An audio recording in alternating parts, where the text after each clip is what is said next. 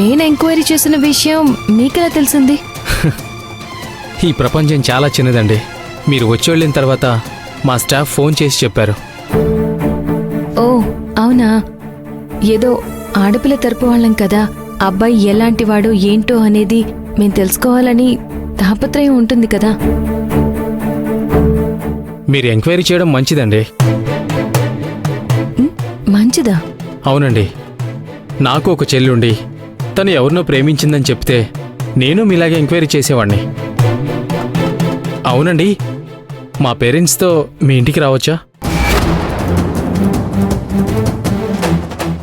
లేదు సిద్ధార్థ్, ఉన్నట్టుండి మీ వాళ్ళని తీసుకుని ఇంటికొస్తే ఎలా?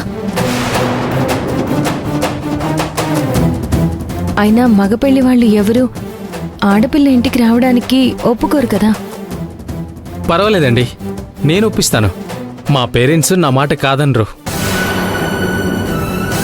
వాళ్ళు కాదనలేకపోయినా అలా వాళ్ళని ఇంటికి పిలవడం పద్ధతి కాదు కదా.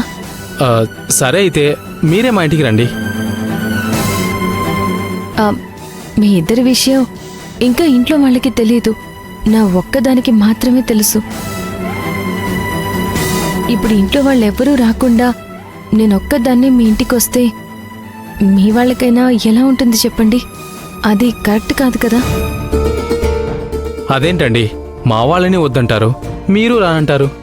సరే, ఒక పని చేద్దాం, ఎక్కడో చోట మీట్ అవుదాం. ఆల్రెడీ మీట్ అయ్యాం కదా.